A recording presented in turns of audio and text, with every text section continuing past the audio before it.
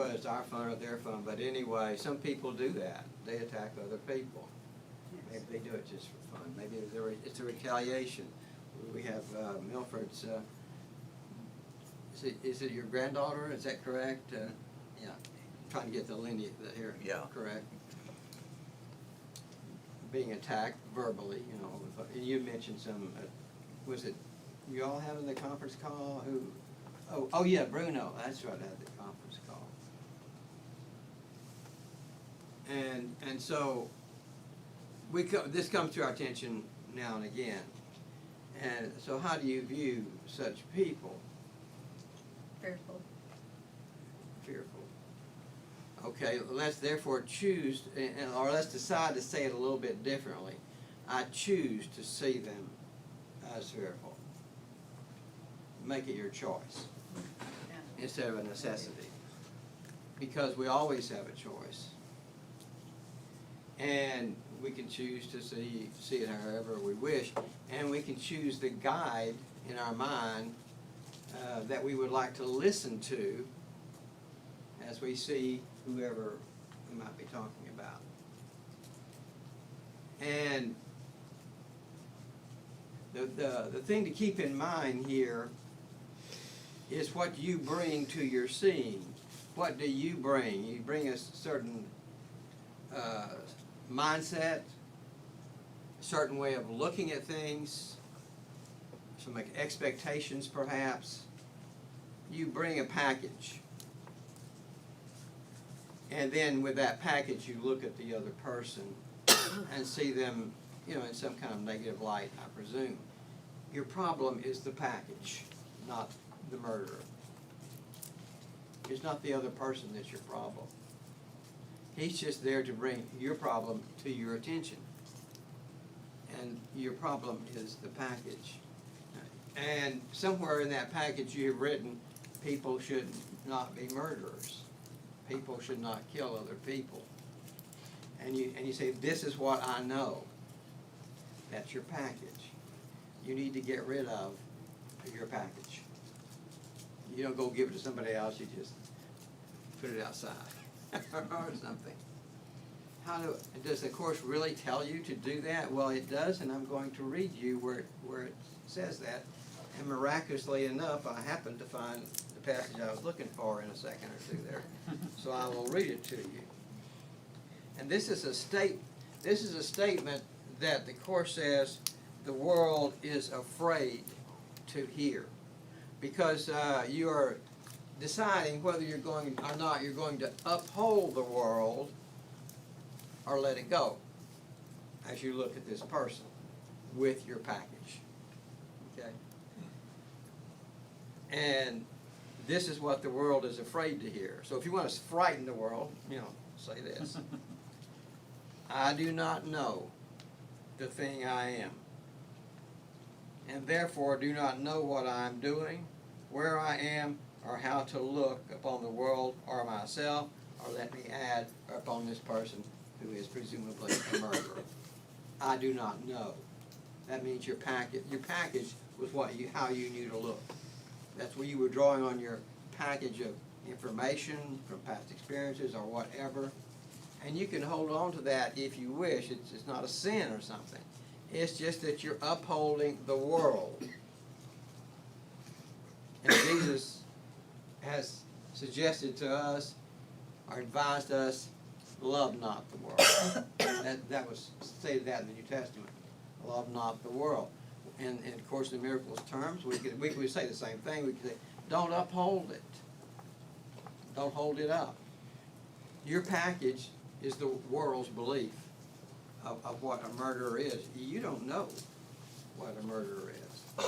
You don't even know yourself. You see, I do not know the thing I am. Therefore, I do not know the thing he or she is either. Haven't a clue, actually. And if you had the clues, they'd probably all be wrong. So it wouldn't help. So you can either support the world or not. So you're not really, you have the feeling that if I choose to see this murderer as somebody else, I'm somehow overlooking the deeds he did. I'm somehow condoning, assuming he really is, who knows, he may be falsely accused, but you think you're condoning whatever his actions might have been. Why don't you just admit you don't know anything? You just don't know anything. Hey, on what you know, great, F. You just don't know anything. Fill in the blank, they're all wrong. You're supposed to just leave them blank. Let Holy Spirit fill in the blank. You keep your hands away. Your hands wanting to write in there in the blank. Murderer, bad person, thief, sex pervert, whatever. Whatever he is. Dishonest. Attacking all the time. You know, you don't know. And so you need to let Spirit tell you what he is. And he said, and the Spirit will tell you, well, he's the same as you. There's no difference. Remember that there's somewhere in the course it mentions what is in some people in our minds when we're not listening to the Holy Spirit. It says, and it's fueled by the desire for three things. And the course says, here are the three things that you really want. First, you want to be separate. You're proclaiming this person as a murderer. You're not proclaiming yourself as a murderer, are you? To not be separate from him, you both have to be murderers. So you're proclaiming him as separate and different. You want to be separate. That usually means separate from God, but it also means separate from other people. But I usually think separate meaning separate from God. It's kind of a convenient way to look at that. And then different meaning different from other people. See, that sort of fits together pretty good. So I want to be separate from God. And you can check on that and you ask the Holy Spirit or God, do you see this person as a murderer? Well, we know the answer to that one. You're not going to get a yes there. So you're choosing to be separate from God, first of all. Oh, great. We're on such a great journey here. Separate from God, different from other people. I'm not the murderer, he's the murderer. And then special. You know how you get to be special? You recognize his inferiority or his deficiencies. And make sure you mention it to somebody else, but although you don't have to. And it says the Holy Spirit is trying to link that part of your mind to the part that knows God, the part that is in the light. And so that's the direction in which you move. The reason it's important to say you don't know anything is so you can let Holy Spirit, Jesus, or God, if however you wish to think of it, bring a way to know something into your mind. You don't trust the world's view. Anytime you look at a convicted killer, arsonist, rapist, whatever, terrorist, doesn't matter. Unless you're pretty vigilant, you're going to look at those people with the eyes of the world. You see, and that's the package that you will bring, and we just need to set our package aside, and so that we can see them as Holy Spirit sees them. This is really pretty potent for us. We don't have to be looking at a murderer, by the way, to experience this. We can be looking at our best friend. We can be looking at our daughter, our son, or some other family member, our neighbor. It doesn't have to be a terrorist. And the ego will still try to find something that's not right with him or her. Oh, he's a da-da-da-da-da-da. He didn't take his garbage out on time. Whatever. I'm afraid he spilled some of his garbage in my yard. The ego will find something. He walks too slow. He walks too fast. He doesn't walk enough. He walks too often. It doesn't matter. The ego can always find something, and it doesn't have to be consistent. On Wednesday, you judge him for walking too slow. And on Thursday, you decide he's walking too fast. Can he not ever get that right? Maybe I should go out and tell him he's supposed to walk this fast and give a little demonstration. Now, Holy Spirit, help me walk the right speed so I can show him. That's not a prayer worth saying. My boy. the Holy Spirit's going to say, well, let's just remember you don't know anything. That doesn't mean you're dumb. It just means you're here, and you've left your knowledge elsewhere. Left your book at home. I mean, you know, the Course tells us that God gave us all the knowledge there is to have when He created us. And we decided, well, that's not good enough. And left it. And entered a place that's basically a place of darkness.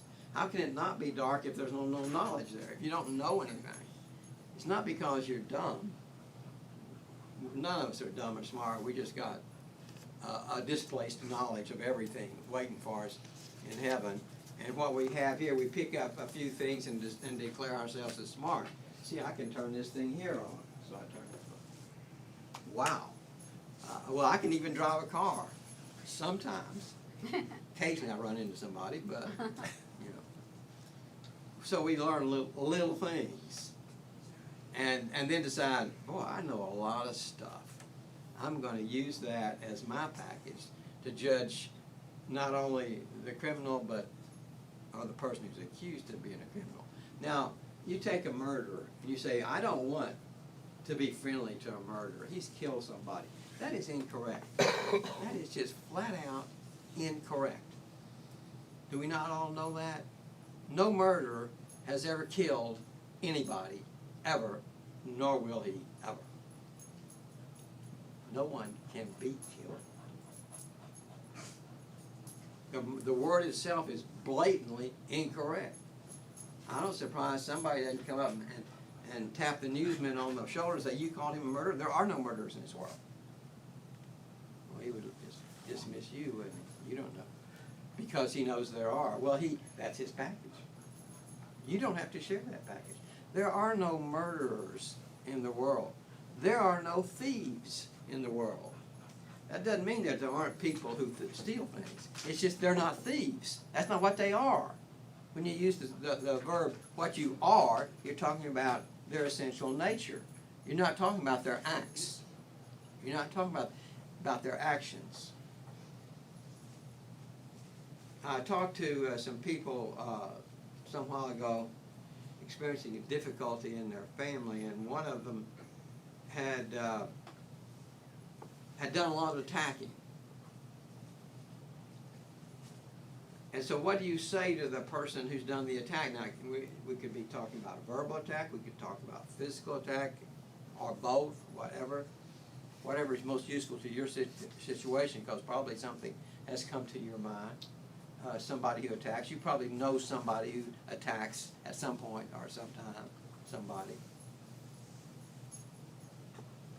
And what the other family members were trying to let this man know was this: you are not defined by your actions of aggression. That may be something you did. They're not disputing that that's what he did. They know he did it. They were there, let's say. Those acts do not define you. And the person I was talking to doesn't believe the Course in Miracles. Doesn't have a religion. Even, religion is also, or at least teach you not to. They teach you to love your enemy. If you call a murderer your enemy, well, guess what? Your job is love him. It's, by the way, particularly important to love your enemies. It's fine if you love other people, but especially love your enemies. Why is that? You say, well, in the Bible, Jesus said that because the Sanhedrin or somebody didn't do that. They just only love those who love them, But why did he really say that? Well, in the Course, he makes it really clear why he said that. It is because that's the only way you can help yourself when you see such people. Yes? So, in that sense, loving your neighbor doesn't necessarily mean just pleasing them, doing anything they want you to do. Now, correct me if I'm wrong on this, because we all know one person doesn't know any more about another, but I don't believe loving and pleasing have much to do with each other. I think it's natural if you love somebody or a kitty or whatever, we saw there, it's natural to want to do something that pleases them, that benefits them in some way. And usually that will please them, although sometimes people are not benefited by what pleases them. Like, well, I think you better go to the doctor and get your shot. Maybe they don't want to hear that, you know, they don't like shots or whatever. But you know that they need it. So sometimes when you love someone, you do things for them that does not please them, but is still good for them. Particularly as parents, it happens all the time. So when we label someone a murderer and we say, I'm gonna lock you up, that can be loving. Well, I don't, this is just my opinion, I guess. I don't believe it's ever loving to label another person as anything except what they really are. They killed someone. Well, actually, they didn't. That's Unless what we're you saying. say- They may believe they did. They took their money and killed them. They took their Right. money, but they can't kill them. You gotta understand, They killed their body. they made their body doesn't work anymore. It's under the Right. ground. That's not socially acceptable. That's not socially acceptable, but it's not killing, because no one can die. It just doesn't occur. Life cannot be extinguished. It's like energy. Energy cannot be lost either, but it can change form. And it changes from chemical energy into energy of motion when you drive your car. The chemical energy is in the gasoline, stuff happens there in the motor, car goes forward, now you got energy of motion. Life can change form, I suppose. It can have different forms. It could be in a cat, a dog, or a person, or something else. But it is not those animals. The forms are not alive. Any form. There's no physical form that is alive. But it can move, and when one form attacks another and destroys it, then it can't move anymore, and it's laid in the ground or whatever. But it's not a death. But the main thing is the labeling. Let's just think about that. You don't want to ever label another person as anything negative. The only thing you can label them as is to say, you know what you are? You're a holy son of God. You're all Holy Son of God. You son of God. I thought you were going to say something else. And you're that whether or not you've attacked other people or whether you haven't. You must not support the world if you want it to not be important to you. If you want to understand that it's not our reality. Now, if you're happy with it being in our reality, then decide you know a whole bunch of stuff and judge your way. In that world, there are murderers. In that world, there are murderers. In the world of illusion, that's what we would call it. There are things like that, and we hear about it every day. But you must not forget that you know the truth. The truth is, there are no murderers. The most serious murderer within himself is a child of God. Now, he may have forgotten that. Well, that's real common, actually. So that's no big deal. Do you ever watch these kind of reality? There are a lot of reality type programs on the TV. If you're just going from one channel to the other, and sometimes they interview, they go to the jails, and they talk to the prisoners in the jail. Have you ever seen one of those? Yeah. And when they do that, you're struck with the fact that whoever they're talking to sounds like a person. Sounds just like me. Sounds just like him? Yeah. Well, what's he doing in jail? Why don't you let him out? So you let him out, and he goes and destroys another body. In other words, he's not socially adept to control anger or to think positively or to choose love instead of fear. He's lacking lots of skills that are needed in a society that's not just killing each other, where people aren't just killing each other all the time. Again, the word kill. You don't really kill. We don't, even though we know that we can't die, we don't exactly appreciate someone beating our body to death. It's not something we advertise on a sign, please shoot me. My body's not real, shoot away. Fire. I'm a walking target practice. What do they call it? What do you shoot at? You shoot at a target, don't you? those little round, those circles on them.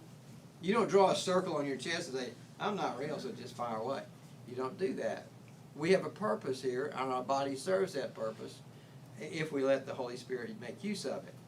The Course tells us that actually God needs us and our bodies for now, because we can speak to others in a loving way, especially people who don't like you. The first thing to do, if you're in the presence of someone who doesn't like you, or someone who wants to attack you, or has attacked many others and may even be a murderer, the first thing to do is to pull away into yourself and remember God. So first, you just remember God. And you say, help, and we, or the Holy, let's say the Holy Spirit, help me see this person as you do. That's the only way to see them. You don't see them that way, you're just being another cog in the big machine that we call the world. That is so, and if there's danger around, that is also the first thing to do. You don't say, well, do I grab my pistol or not? Oh, I don't believe in weapons. I don't have a pistol. Well, do I run or not? Well, my knee's not too good. You don't even think about any of that. You think, God. Remember God. The Course says this. If you are being threatened by anything, remember God. And then the next thing to do is to say, I'm going to accept His strength in place of my weakness. We don't like to say we're weak, but guess what? The human body is actually pretty weak. Well, it depends on what you compare with, isn't it? Compared to a beetle, you're pretty strong. Compared to an elephant, you're pretty weak. You know, it just depends on the comparison. But it's never strong enough to protect you in all circumstances. Never. And the Course says there's only one thing that can protect you in all circumstances. And it means this literally. And I'm sure you know what that is. It is the love of God. That can protect you. But it can't if you set up a screen around yourself. I've got it. I've got this. I don't want your protection. I've got this. And then the elephant just runs over you. Because, you know, the Course goes on that we are as mighty as the sun and like the ocean, and yet we don't feel that connection like we could. And to hear that the body's nothing, it's not the body that's connected like No. the sun. That's right. The sun has a soul in a way too. Right. And it gets. Okay, when you ask the Holy Spirit, how do I see this person, a possible communication that could come from the Holy Spirit would be, see him connected to you. He is not separate. He is not different. He's not even special, although he probably wants to be special. But that's not my problem, not your problem. My problem is if I want to be special. It's not whether if you want to be special, that's your problem, not mine. Yes. I always stumble in and disrupt you, I think, because this is a little bit different subject, but we're talking about way in the past, and I can never figure out how well God's supposed to have created the world. But did He create Adam and Eve? We got a big thing, pat at home with Adam and Eve wearing their leaves for their clothes. Adam and Eve. Well, now that doesn't make sense, because who did their children create? More kids? It baffles me. It may be. Well, they don't create more kids. Yeah. Giving birth to someone is not creating someone. Yeah. It's just all that producing another physical body that will. Yeah, but will then work. they go beyond that. Well, anyway, I know it's too deep for my fuzzy mind, or my mind is not intelligent enough to figure it out. But Well, God created Adam and Eve as far as the Course in Miracles is concerned. It's like saying He created us. They're just the first people, I guess, is what you'd call it. Of course, there are people in the Congo, black people, and also different Chinese. Yeah, there are five different races. Is that right? Yeah, I don't know. Well, all are created by God. and all are created equal by God. One group is not any better or worse than That's a another. good answer. But he created the beings. He didn't create the bodies. He didn't create the different races. There are no different races, just like there's no death. The race refers to something about the body. And the Course says your body is not real. I'm sorry, you want it to be real, you love your body, you know, you cherish it, you dress it up and walk around in it. Fine. But that's not what well, every day near we almost every Sunday, except when Stephen throws something new in that gives us difficulty.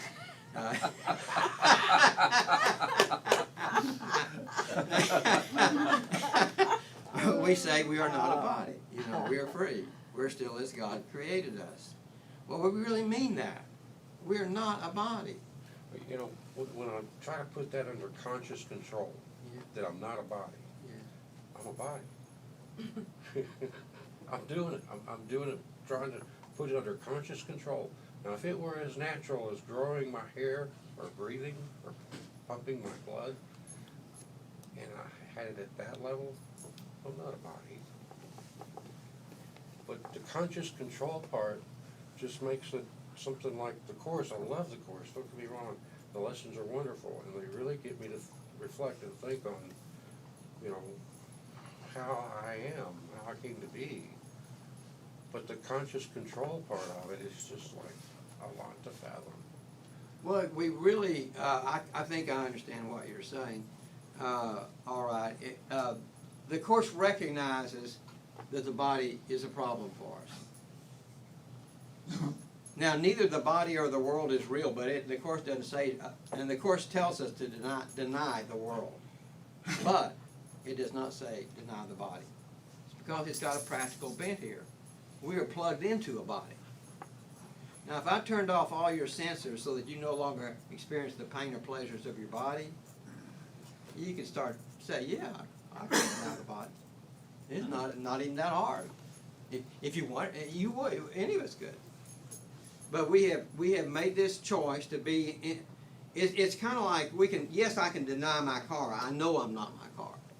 I'm not sure everybody knows that, but most of them know. John Deere.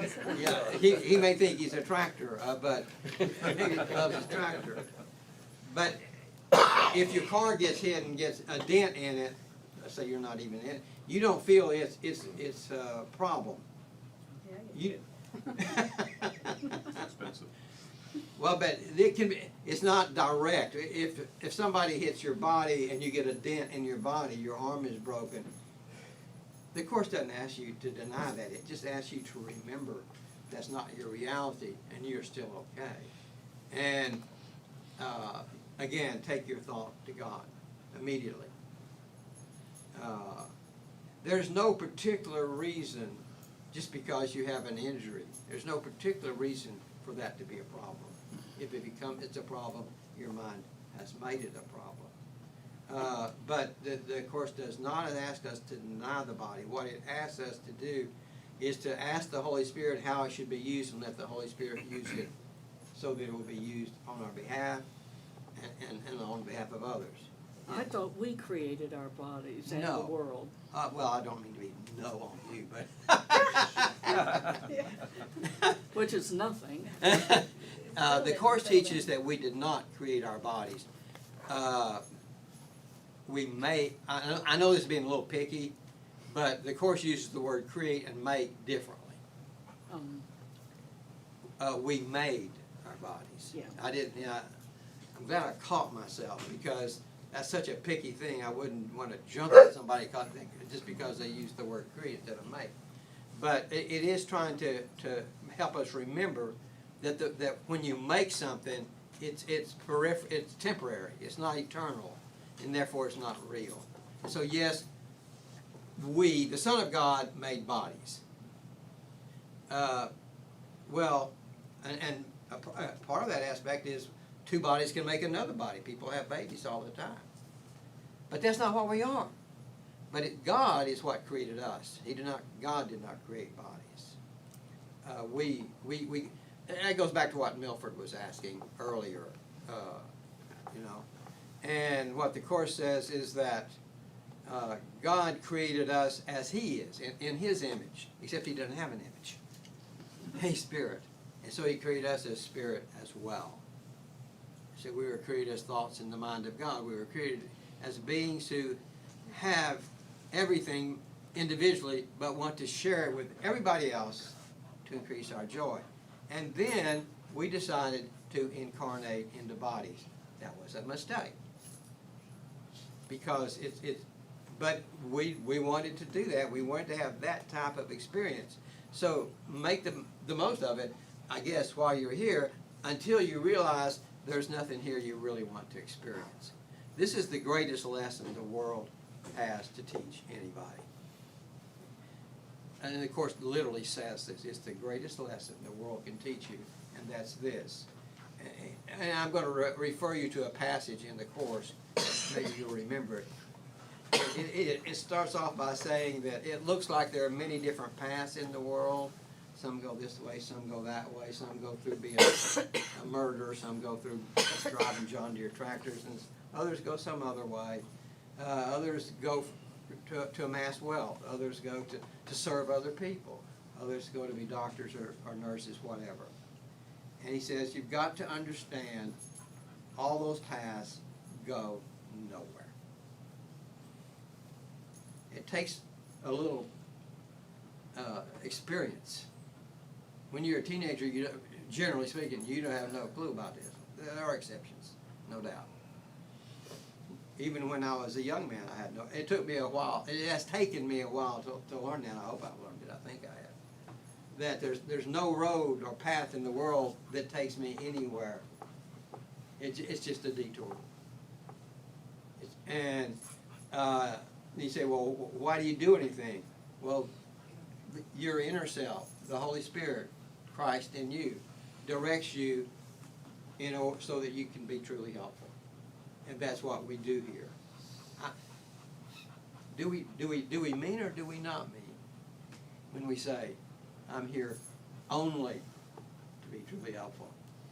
Most of us say, well, actually, I didn't mean that. I meant I'm here to be truly helpful when it is convenient. Yeah. There you go, that's the honest one. But that's not actually what we say. That's just what we think, you see. We're true. And that includes the murderer then. We want to be truly helpful. Oh, well, it's not convenient if it's a murderer. Well, sorry. And it's not wrong to act differently. It's just, that's our calling here. This is how we help free the world from the illusion that it's suffering under, this illusion of separation, being different, and being special. Now, occasionally you're going to run into people who just don't respond to your kindness at all. There are people like that. And the Course says the special, the ones who are really devoted to being special, and some people are totally devoted to that. That's all they're interested in. They don't want to be awakened from their search for specialness. And I'm quoting from the Course now, and they curse God for not granting them the specialness that they wanted. It's a literal, they curse God. So we're not talking about nice little friendly people here. They just want to love everybody. We're talking about people who will curse. I'll assure you, if they can curse God, they can curse you. If you get in the way, of their obtaining their specialness, whether that be through more money, more power, or whatever, or just winning the race. Some, now not all, but some are happy to curse God, and that means curse you as well if you're in their way, and not allowing them to get the specialness they like. Now we believe in, generally speaking, I say, in good sportsmanship in sports. At least we used to. I think we still do. I don't know whether you all agree with that or not. And sometimes when I'm watching football, I ask whoever I'm watching with, I must say, there's such a thing as targeting. Targeting means if you're a football player and I'm a football player, targeting means I take my helmet, I come at you with my helmet first and I try to hit your head. Of course, it's in a helmet too. One helmet against the other. And that's called targeting. It's very dangerous for a person. And a 15-yard penalty, It's a 15-yard penalty. Oh, and you're kicked out of the game also. sometimes, yeah. Well, whatever.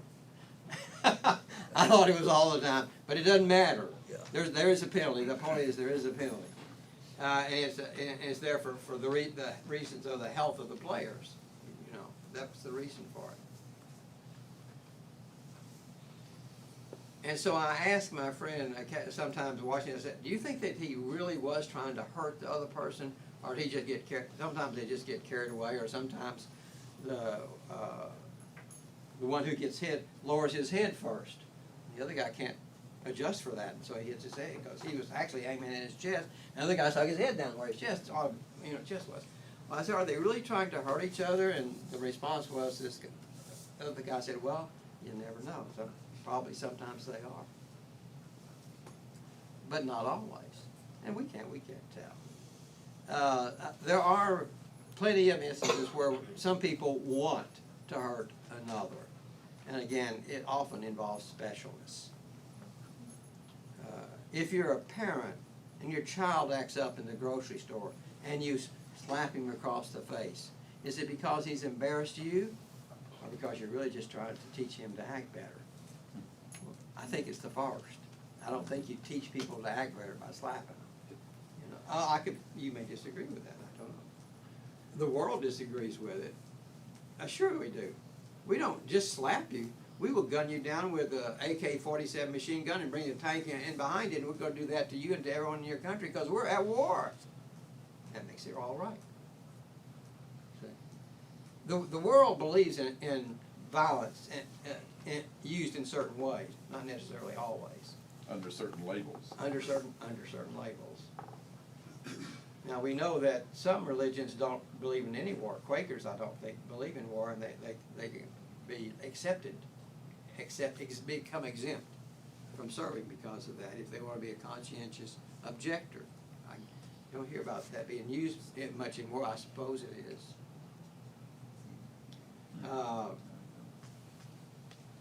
We know the example of the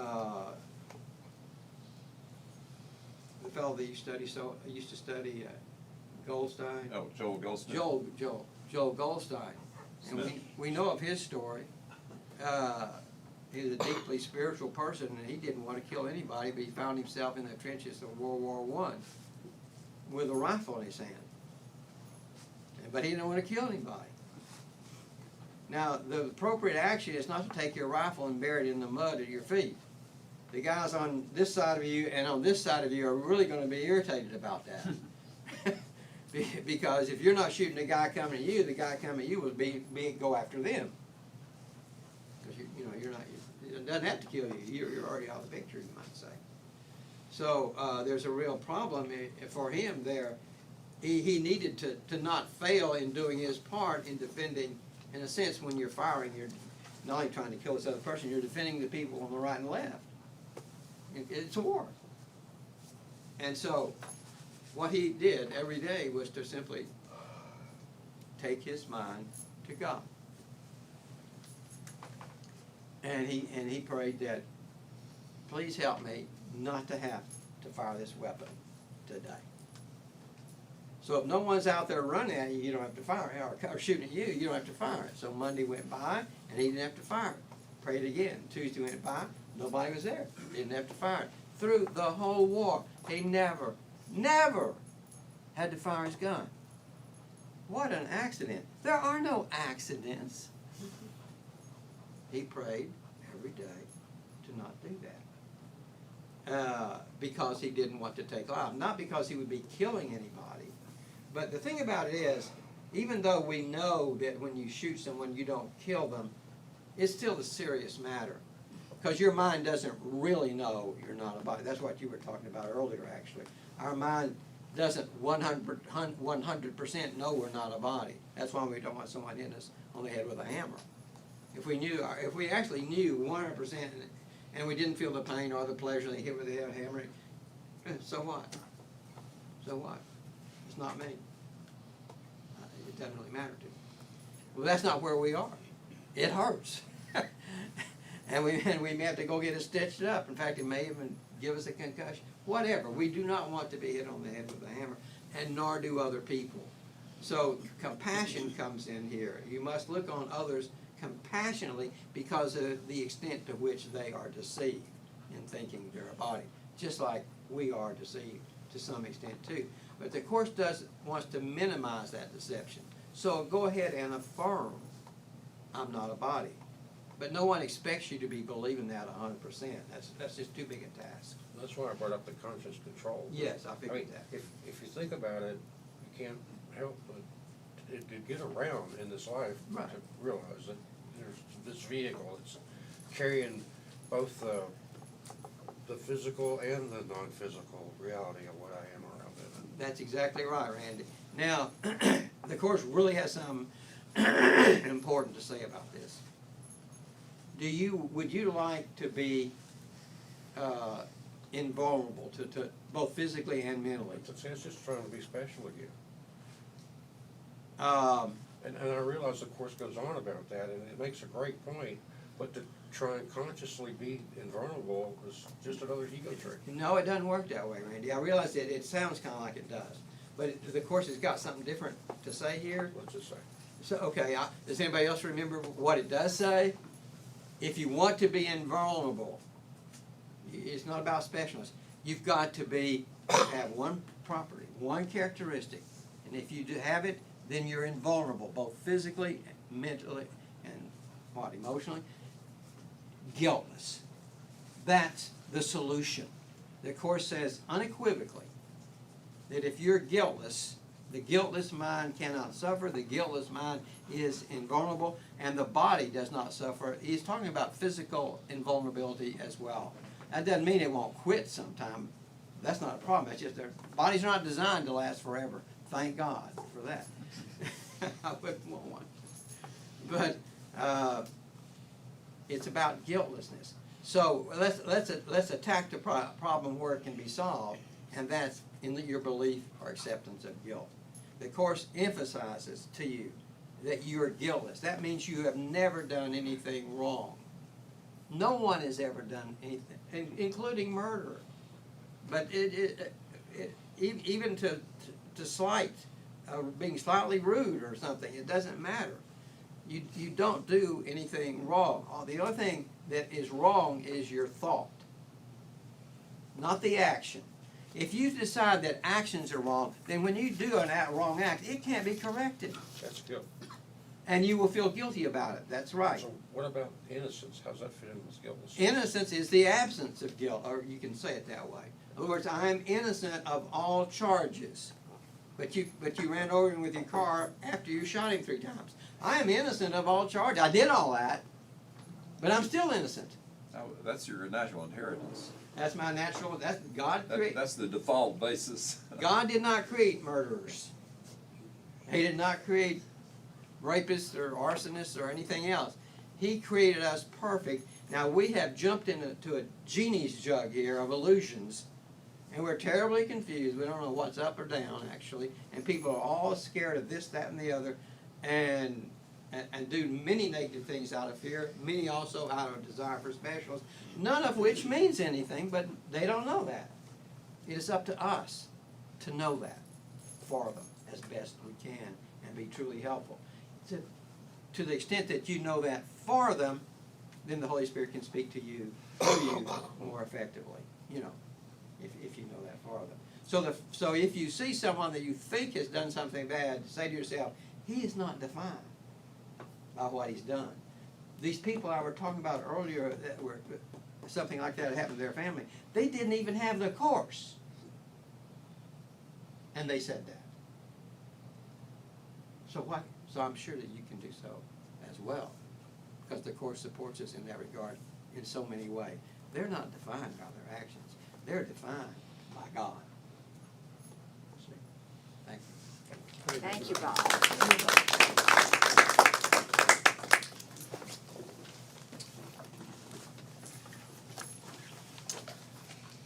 Before we close, one name we forgot to put on the board, I think, was Jennifer, right? Yes, Yeah, so I wanna oh, do that. yes. And Judy, I think I have, one of your bowls, maybe you left last time you were here, A water a bowl. water bowl. Oh, I was wondering where it was. Well, it's here. They sold it though. Oh, okay. Got $1 up for it. Yeah. Yeah. Okay, let's, join in a circle and have a closing thought. Oh. Boy, Norm has hung up for Every dollar counts. Every dollar. Oh, good. I didn't know how long your arms were. Here we go. Got some more.